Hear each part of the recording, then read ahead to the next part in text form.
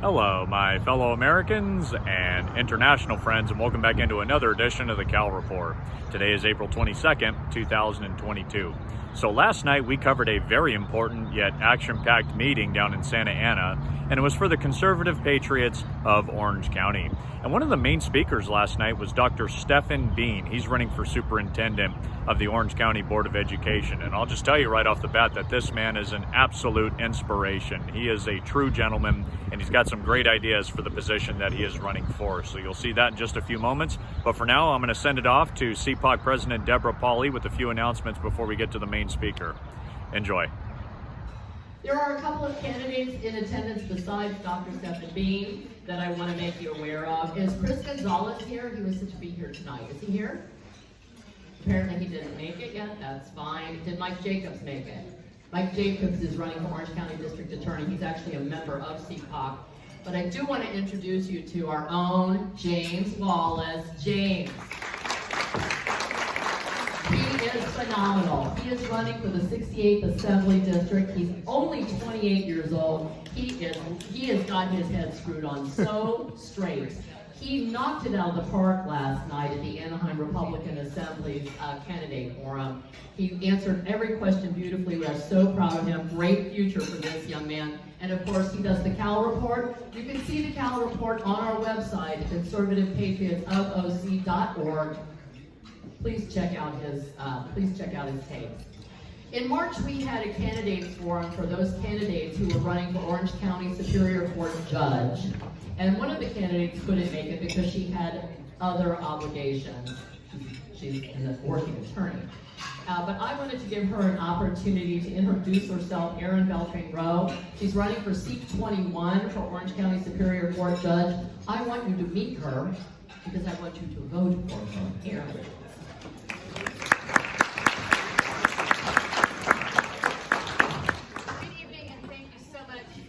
Welcome. I am Erin Rowe, and I have been a prosecutor for 26 years.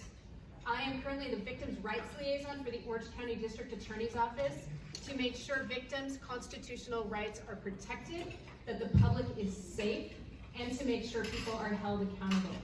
As part of my 26 years, I also did extraditions for 10 years where I worked with Interpol, State Department, the FBI, the U.S. Marshals to bring back our most violent and serious fugitives from around the world. This includes homicide, sexual assault, child molest, domestic violence.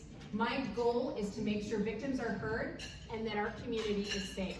I've been endorsed by Sheriff Barnes, multiple police associations, the Orange County Sheriff's Department, as well as Orange County Fire Authority, and I'm so proud. I was recently endorsed by Valor, which is the Veterans Alliance of Orange County. There you go.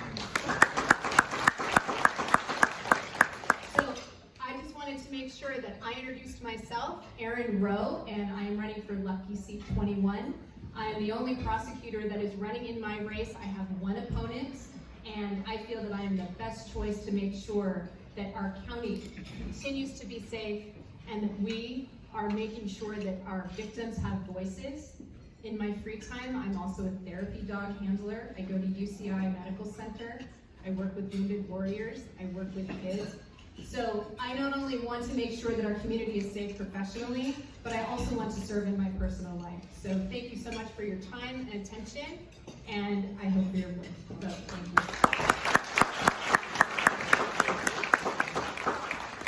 Wonderful jurist, wonderful woman. Very, very fortunate that she has decided to step up to be a judge in our county because it really matters. That's our last line of defense. We are going to have, please look at your agenda. At the bottom of the agenda, you will see that we're having a pre-primary candidates parade at the podium. Other candidates will be available here at our May meeting. That's the only purpose of our May meeting. Those that are running for federal, state, and Orange County level, aside from the judicial court offices. Those offices have already been addressed by CPOC in March. So if you know of a candidate running for federal office, state office, or county level office, let them know that they can sign up to participate in our parade at the podium. We're going to keep the cost very, very low for attendees. It's going to be an all-American event. Think trade show, think opportunity to have face-to-face conversations with those who will be representing you. This is going to be a very fun event for all of us, and I'm excited about it. Here's a candidate that I also would like you to meet, and think many of you have already met. How many of you have already met Dr. Stefan? Phenomenal. He has a remarkable story. But I want to tell you about the guy he's going to try to replace, because I think there are some things you might not know about him. Al Marajas. How many of you know about him? Not very many. Just Linda? Just or Kayla? It seems to me like there'd be a lot more of you. This is what you need to know.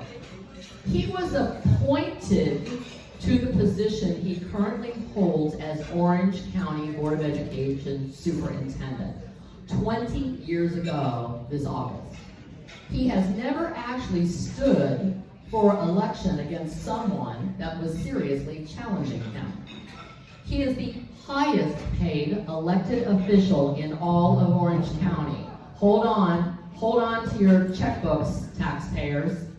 He is raking in over $460,000 a year in pay and benefits to advance the most liberal and detrimental policy positions of the radical left. That is our superintendent in Orange County. But we have an opportunity to change that right now. I would love to introduce you to, actually it's my honor to introduce you to Dr. Stefan Bean. Thank you, Deborah. Good evening. Good evening. It's great to be here tonight. I'm so excited. My name is Dr. Stefan Bean, and I am running Orange County Superintendent of Schools. I think that this is probably the most important position, local position for our voters. And that is because it deals directly with our future, and that is our children. I truly believe that God is in the business of saving. In Titus, it says that God saved us not because of our own great works, right, but because of his great mercy. And I believe that he will save the United States of America. Amen? He will. But listen, he will save the United States of America if we save our children. Our children will be the next leaders. And the way things stand in education right now, that's looking pretty dire. So, I'm going to tell you how God has saved me and brought me to this position at this moment in time. I was born in 1971 in Vietnam. In the Vietnam War, in fact. And my parents were so poor, when I contracted polio at the age of 2, that left me paralyzed from the waist down, they abandoned me on the streets of Saigon. But God saves. He saved me through an orphanage.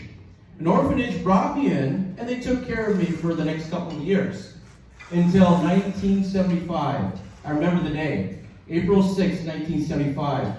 President Ford executed Operation Baby Lift. Raise your hand if you've heard or seen or read anything about Operation Baby Lift. Let me tell you a little bit about it. The mission was for the United States military to come over to Vietnam and save the Vietnamese orphans there. And they would do that by flying them over to the United States to then be adopted to American families. So on April 6th, they executed this operation. And I remember, even as a 4-year-old, it was a very tense day, very chaotic day, to try to get these hundreds of orphans on these planes.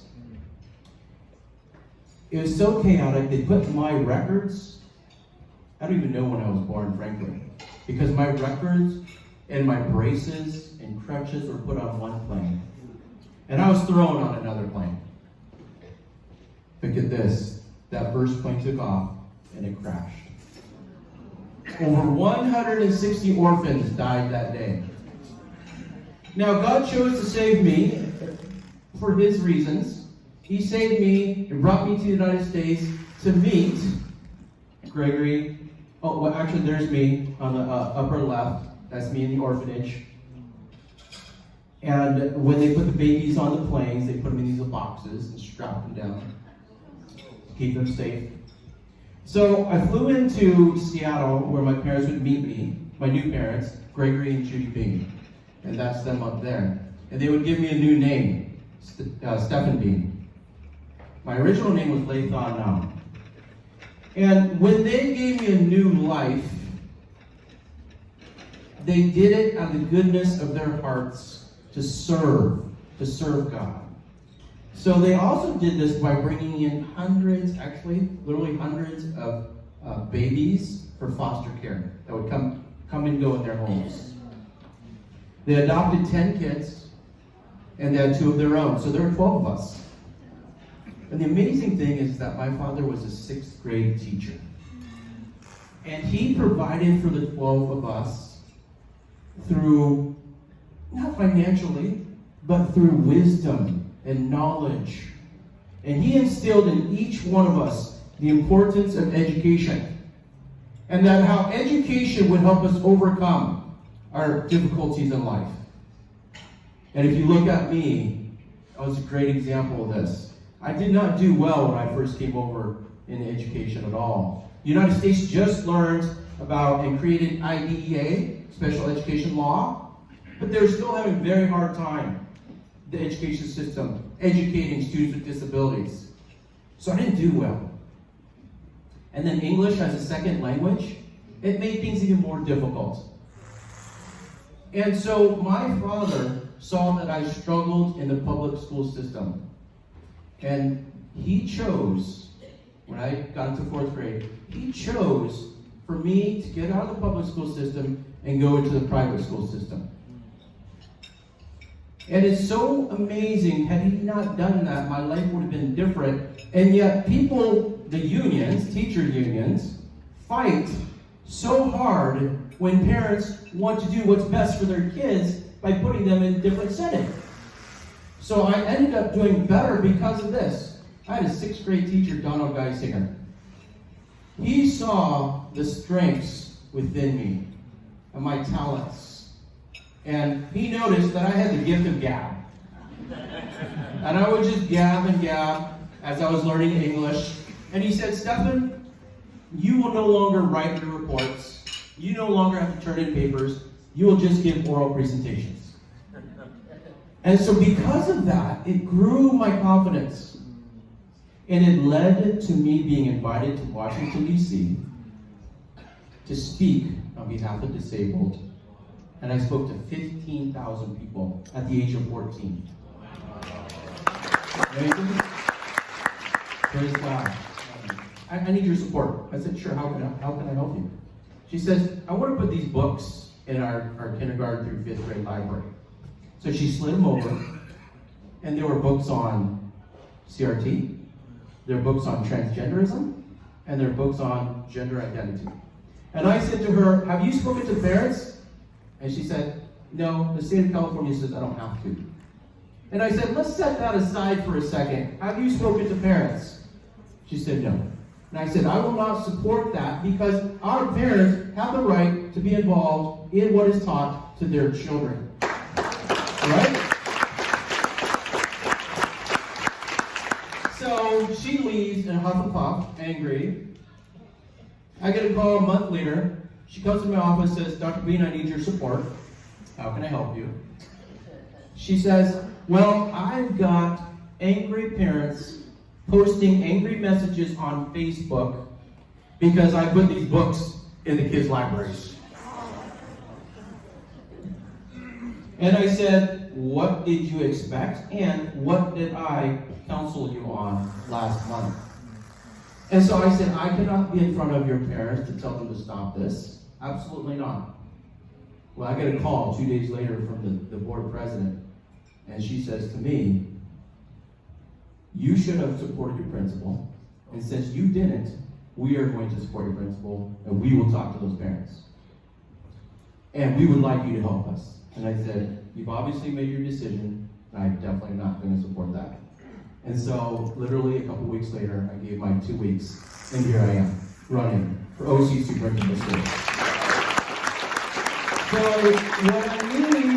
what we're asking you is if you could do 3 things. 1, join the Being Team.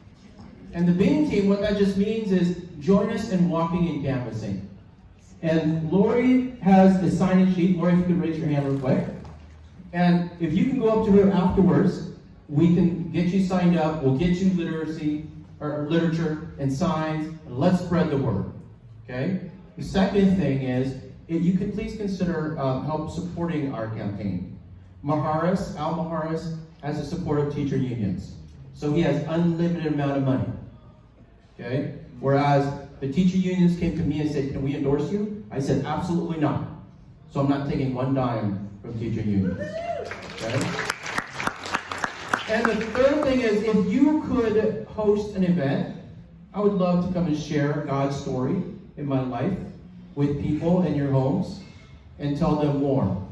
And the fourth thing is just please pray. Pray for our campaign. We need it. Listen, together, we're going to save our children. All together.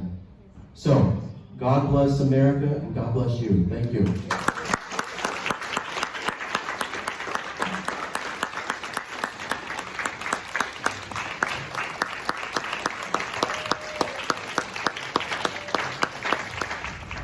Hope you enjoyed this edition of the Cal Report. Be sure to hit that like button, leave a comment, or please subscribe to the channel. Always appreciate it, guys. This podcast is done in association with Conservative Patriots of Orange County. That's what's going on in California. God bless, take care, and I'll see you all next time.